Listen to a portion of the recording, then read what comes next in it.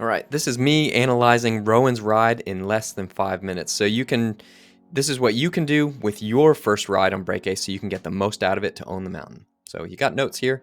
Say here what the trail was and what you did, what the conditions were like. You can always save that, and you can even add YouTube videos. Check this one out if you want to see the GoPro video of Rowan and I both riding down the trail with his data overlaid. So obviously you have things like time, elevation drop, distance, and flow score. So we always recommend recording for just one trail. We have all these scores, and these are super powerful. These have never been seen before. These are explained in the Break Ace book called Free Speed. You can get that on our website. So we don't want to go into that too much. We have lots of tutorials on how to use these scores. So go ahead and check these out. Now you can really use these to compare with your friends, compare in different conditions, and to compare different setups. We also characterize every single event, and you can use this to get a snapshot of how you've improved. And I think here it's really important to reiterate that the importance of the flow score. The flow score is the one score to rule them all. It's the one score that I can use to compare myself to you, you to Rowan, and Rowan to Loic Bruni on the same trail or on any trail. So it really describes your braking overall. Now we show this for every single break event and for the whole trail. So if you don't want to get super in depth with all the other scores that we have, you can just look at the flow score. The flow score is your one braking metric at a glance.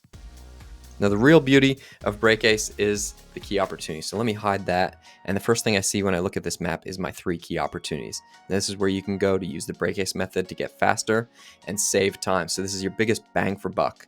Now this key opportunity Rowan braked 5 times, and we can click on that to learn a little bit more. So this gives you more detailed information about that event. We can even look at front versus rear brake usage. So one of the things that we also show is brake checks. Now I think brake checks are super important because they indicate that you're not super sure of what's coming up. We have another video on YouTube where we talk about me with a ride with 29 brake checks, which was super insane. Now the real benefit for Rowan is that this is super close to his key opportunity 3. So he can go there, and he obviously has a little bit of work to do here because this is a key opportunity. So I would suggest that he pushes up a little bit higher when he's sessioning that to try and eliminate this brake check, or at least be sure of what's coming up. Now, if you find that during the Break Ace method, you've run it a few times and you've run the trail again, and you have the same key opportunity coming up multiple times, and you don't think that there's anything that you can do to improve with your current skill set, well, I would go ahead and flag that. So the way you can do that is remove key opportunity 2. You can see how that disappeared, and look at the next key opportunity. So now you still have 3 key opportunities for improvements. You can go there. Now, the beautiful thing is that as you improve, your key opportunities are going to change with you. So we outline these key opportunities with all the different metrics so you can understand what to do and how you can improve there. But as you get better, these are going to disappear and they won't show up as key opportunities anymore, or they will look a lot different, and you can use the flow score to assess that. Now, if you want, you can also look at all your brake events. Rowan braked 25 times on this trail, which isn't a crazy amount, and you can see actually he didn't brake at all on this first section, which is pretty interesting, and that's just a testament to how good this trail is built. It was a grade 5. Check out the YouTube video if you want to see more about that. If you want, you can hide that, and you can also show your brake activity. So this kind of gives you a heat map, if you will, of how you're braking into a turn.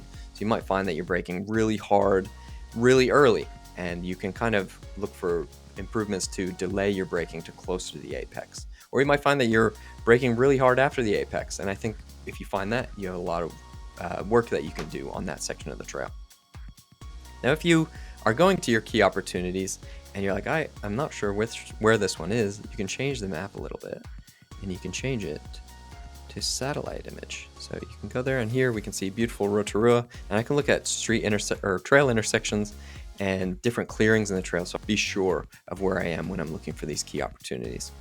Now, if you want to hide the brake checks, you can go ahead and do that, and you can go ahead and toggle along with a lot of this information. So actually, I think I did a really good job of explaining that really, really quickly. This is just to give you a snapshot of the things that you can do to use the app. There's obviously a ton more power that we haven't unlocked, and we can't do that in less than 5 minutes.